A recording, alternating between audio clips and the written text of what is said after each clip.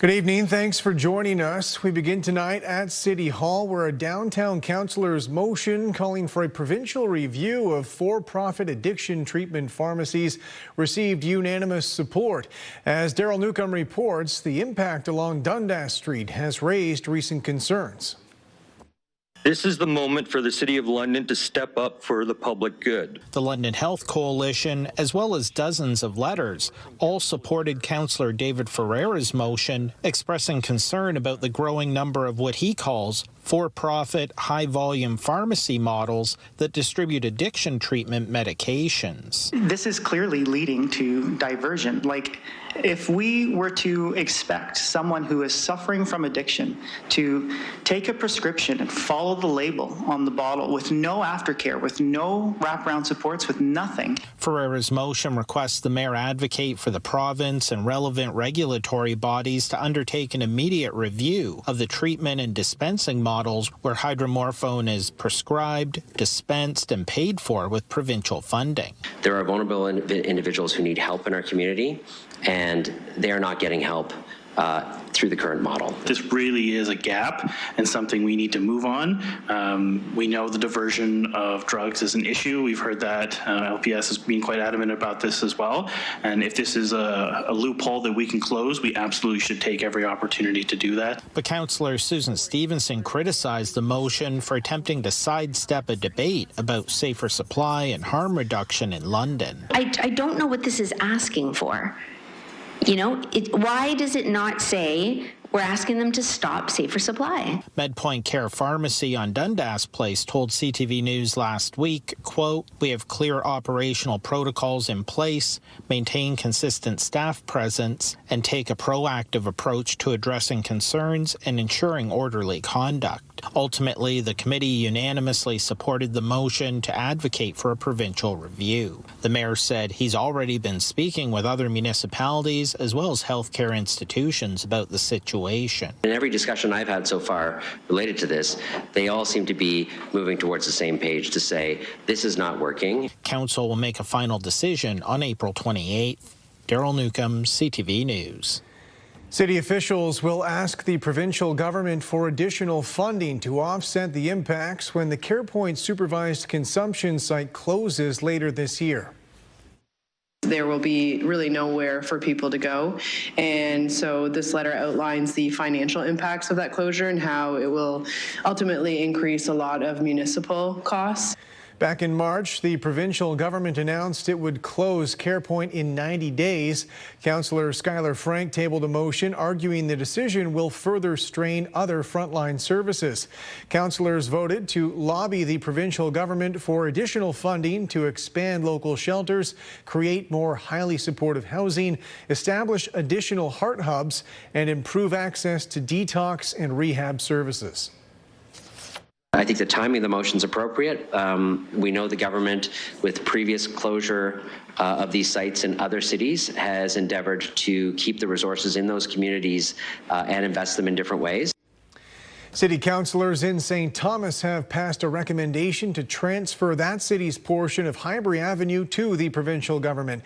It's an initiative with traction here in London as well, in the midst of a multi-year reconstruction project getting underway. Brian Bicknell reports. St. Thomas's 2.5 kilometer stretch of Highbury Avenue runs from Ron McNeil Line on the north side to Highway 3 in the south. Mayor Joe Preston says with the rate of growth along the St. Thomas-London corridor, it's time the province assumed responsibility. We already have a great number of people that live in London and come and work in St. Thomas every day, and we have a great number of people the other way also. We think it's important. We think the provincial government is listening to us as a regional basis now. St. Thomas Council has endorsed a recommendation to transfer responsibility of the St. Thomas portion of the roadway to the province. It's part of a joint effort between London, St. Thomas, and Elgin County to have the province take over the 21-kilometer stretch from the Thames River South Branch to Highway 3. So uploading this I think is very important. Late last month, the City of London unanimously backed a request that responsibility for the expressway portion of Highbury through South London be transferred to the senior government. And I feel like this is actually getting a lot of traction and is really close to coming to a positive resolution. Originally built as a provincial highway in the 1960s, it was downloaded in 1991. Today, Highbury serves as a key north-south corridor, carrying up to 50,000 vehicles per day. London has begun a 2-year reconstruction project of Highbury north of the 401, while St. Thomas has invested in upgrades to attract major industry. And Elgin County has identified the need to widen the highway from 2 to 4 lanes as early as 2035. In bad weather, it's not a great highway because it's not straight, and it could really be of far better economic use for us if we can make it more lanes in each direction and a little safer. St. Thomas's resolution will be forwarded to the Ministry of Transportation with copies to London and Elgin County. Brian Bicknell, CTV News, St. Thomas. More questions today about the Premier's plan to sell a recently purchased private jet. Doug Ford issued an apology of sorts, but as Siobhan Morris reports, he isn't sorry for buying the plane in the first place. 5 days after a shaky landing for the Premier on the purchase of a jet for government business, Doug Ford says he's sorry, not for buying the $29 million plane. I apologize for not communicating it properly. I still feel it was the right decision. The Premier feels he's convinced more Ontarians of that. But he won't be making a double U-turn and keeping the 10-year-old Challenger. It's still for sale, even though he feels it's kind of embarrassing that a province our size, geographically and economically, that we have no government plane. Doug Ford's news conference baffled the opposition. I don't think he gets it yet. And the reason he doesn't is because he is so out of touch with the people of this province. The Premier confirms his cabinet endorsed the big buy unanimously. It just shows you how out of touch and out of control and tired and worn out that this government is. The Premier insists the jet wasn't for him alone. He envisioned the 12-seater being used to move firefighters or victims of disaster. I want to evacuate the elder, the children or whatever. I know it's small, but if you can take 2 or 3 trips real quick. A justification opposition leaders see as pure spin. This jet can't even land at Billy Bishop Airport in downtown Toronto.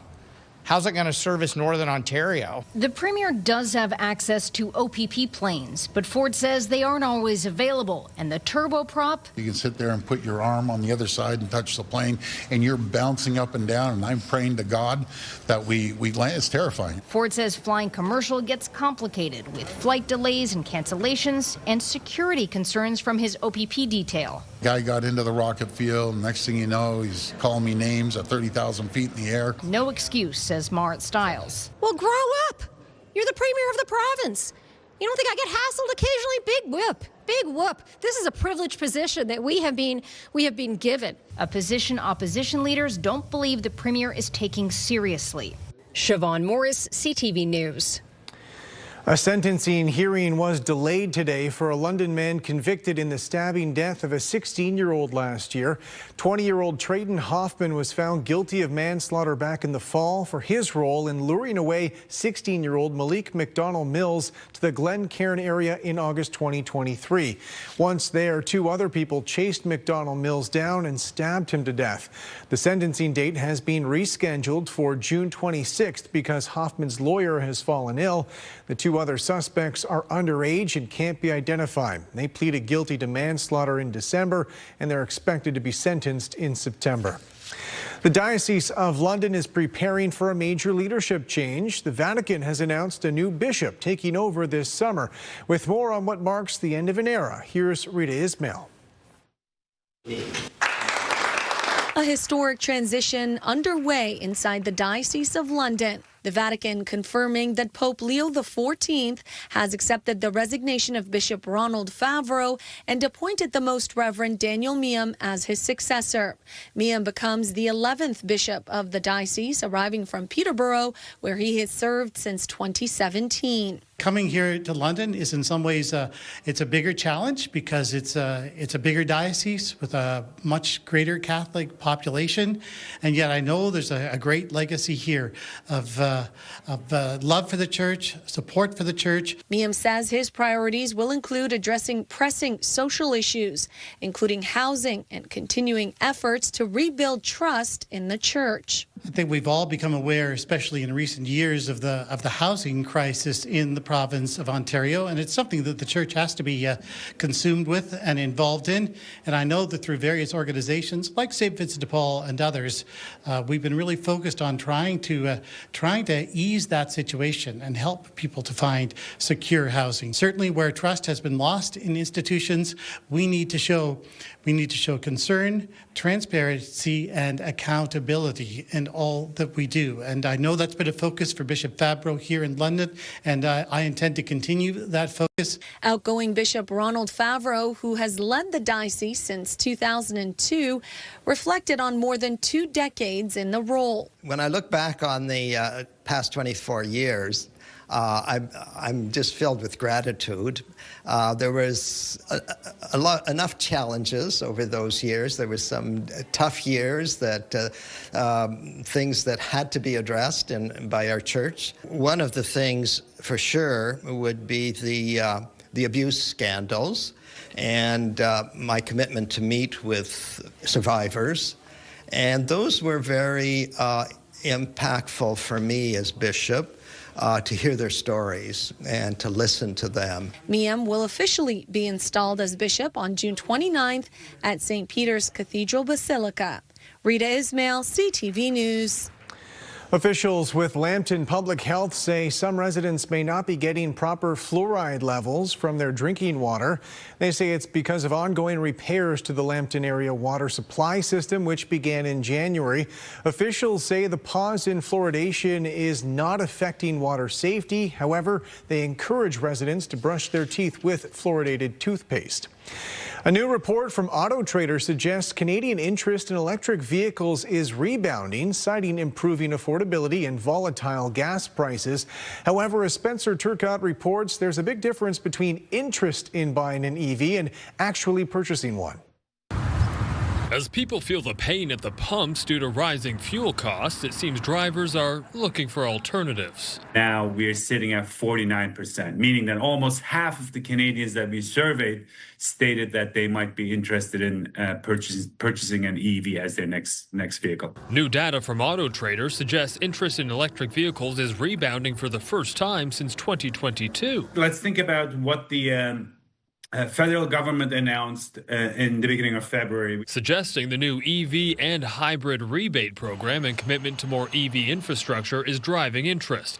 And while there is hesitancy around the current charging availability as well as range anxiety, the cost of gas is what's really behind this shift. As we all know, there's a situation going on between Iran and United States since February 28th. But Dylan Meyer, business manager of Quality Car Sales in Kitchener, says there is a big difference between people saying they're interested in going electric for their next vehicle and actually acting on that interest. If they start weighing their options for pricing of electric car, installing a charger at their house, range for the electric car, and then of course the resale, I'd like to see those survey results because they would probably be a lot different. Meyer adds that some Canadian cities may make more sense for going fully electric compared to others. The hybrid or the plug-in hybrid vehicle definitely bridges the gap between a gasoline and a full electric.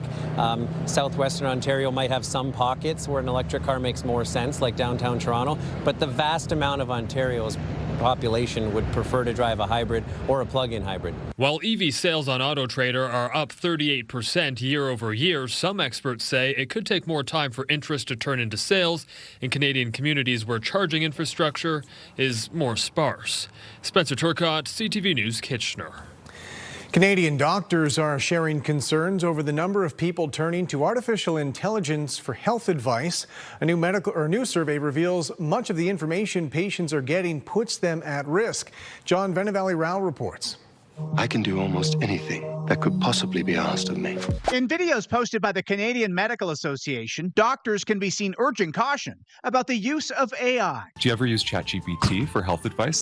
something a lot of people do when they have a medical issue. I think it's just a quick way to get a little bit of quick advice. If my back starts hurting, I'm just going to go on ChatGPT, for example, and I'm going to be like, I did this and my back hurts. And then it's going to start giving me a whole list of things, and I'm just like, okay. But physicians warning, while often free and fast, the advice can also be wrong. If individuals decide to go online, I would say they have to be very curious and very cautious. In a survey of more than 600 Canadian doctors, 97% said they'd had to intervene to prevent harm or address consequences after a patient followed false or misleading health information online, including from an AI. So the problems are that the patient thinks they have one diagnosis when in fact they don't. They may have delayed treatment. They may have tried treatments that didn't work. Some say they've turned to an AI because they don't have a family doctor. I have a friend who would ask ChatGPT. Her reasoning was it's too much hassle to go, like book a doctor's appointment. But the Canadian Medical Association says patients should always get a human expert to weigh in. In a recent study published in the journal BMJ Open, health questions were posed to 5 major AI models. 30% of the responses were deemed somewhat problematic. 20% were considered highly problematic. They're not always accurate, and your best bet is to talk to a health professional or at least understand the sources when you're online looking for information. And while AIs continue to rapidly improve, experts say they still struggle to reason like a human doctor. John Valley-Rouse, CTV News, Toronto. Organizers in Ingersoll have canceled the Summer Music Festival for this year. They say they weren't able to secure sponsorship commitments early enough, so the Good for the Soul Festival has been put on hiatus for 2026. Organizers do say they're looking at a possible return for 2027, though. When we come back, who's at the table for trade negotiations? A bipartisan team unveiled by the Prime Minister.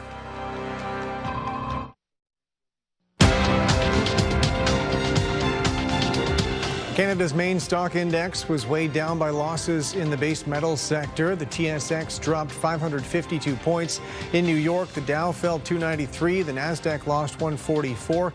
The Canadian dollar up 0.03 cents on commodity markets. Gold lost more than $100 an ounce. Oil gained $2.25 a barrel. The Prime Minister unveiled a new Trade Advisory Council today ahead of trade negotiations with the U.S. and Mexico this summer. With more on the figures selected for this panel and their mandate, here's Mike LeCouture.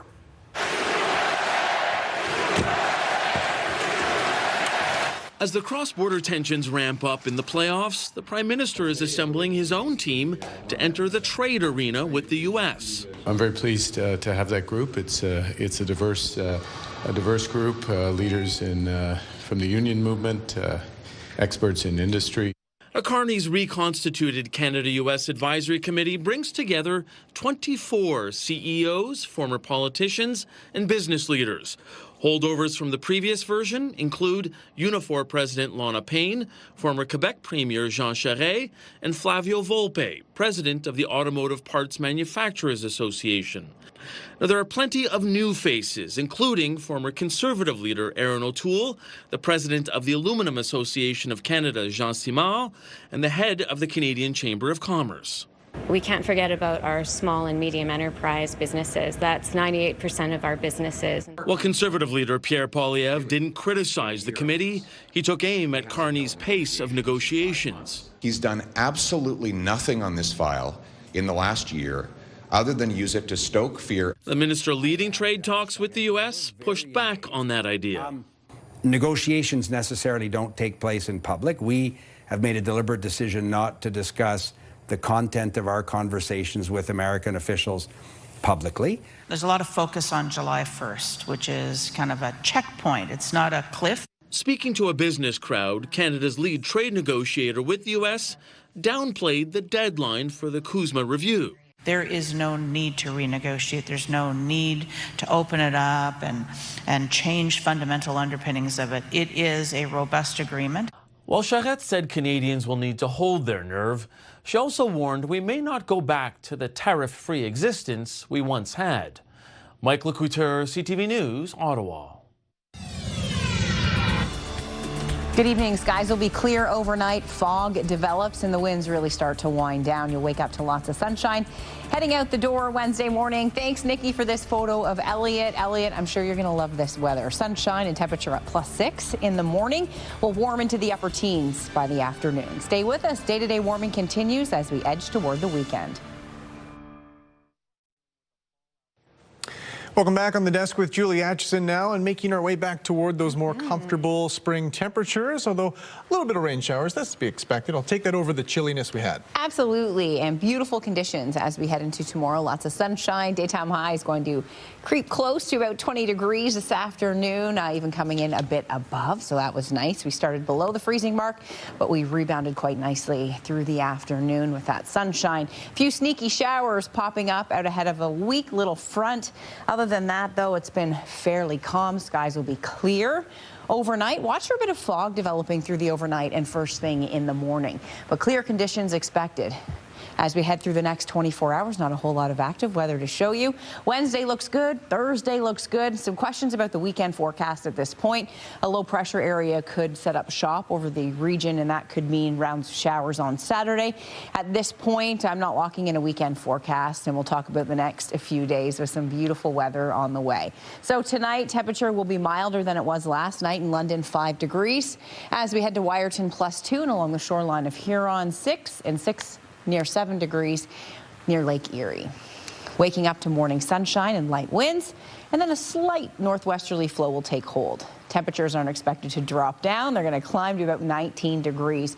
So some beautiful weather on the way. Full sunshine to start, to a mix of sun and cloud by the afternoon. That nice mix of sun and cloud will carry us into Thursday to mainly sunny, 19, 16 on Friday under a mix of sun and cloud. A few showers in the forecast for your Saturday. We'll dip back down to 11. 16 on Sunday under a mix and mainly cloudy Monday with showers on Tuesday. Overnight lows above the freezing mark. Some great weather.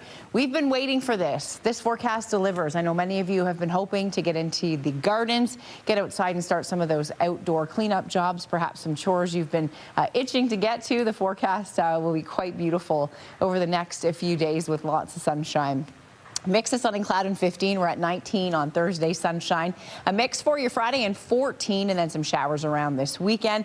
Again, I mentioned the weekend forecast just because forecast models have been back and forth with the rain. It does show a cool down coming our way for the weekend, but it will be brief. And then by early next week, daytime highs are back into the mid-teens, 15 to 16 Sunday into Monday. Enjoy the gorgeous spring weather that's on the way, Carlyle. Definitely some fantastic days as we head through the rest of the week. Thank you, Julie. Leaders with a Canadian military supplier and an American aerospace company met in Quebec today. The timing of the gathering coincides with ongoing conversations about the future of NATO and NORAD. With more, here's Geneviève Beauchemin. With signatures and a handshake, Lockheed Martin penned a plan. The aerospace giant's executives landed in Mirabel with a memorandum of understanding on the maintenance of F-35 fighter jets. This executives to maintain, even create jobs. This partnership that we're here to celebrate today just continues an extension of this trust and the relationship that we've already established and really builds upon that foundation that we have with Canada. This Mirabel facility has maintained Canada's armed forces fleet of now aging CF-18s for decades. It has now set its sights on the F-35s. Ottawa initially planned to purchase 88 of those Lockheed Martin jets and has bought 16. But as U.S.-Canada tensions flared up, it announced a review. The government is now weighing whether to run a dual fleet and replace a number of F-35s with Swedish-made Gripens. The original contract certainly is what we hope. To be able to support up to 88 F-35s. None of the executives would link the maintenance plan to a minimum number of purchased F-35s. L3Harris MAS wants federal money to upgrade. This in a bid to transition to a maintenance depot for F-35s from other countries too. The International Association of Machinists and Aerospace Workers said today's announcement is reassuring and that it's hopeful its workers will do maintenance on whatever aircraft Canada picks. But on their short visit to Mirabel, Lockheed Martin executives also packed a message about the benefits of a full fleet of F-35s.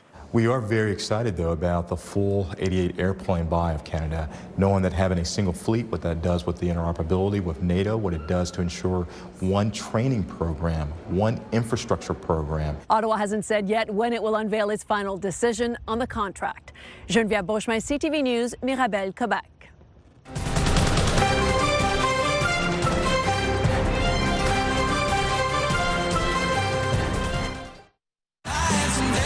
Pure Country 93.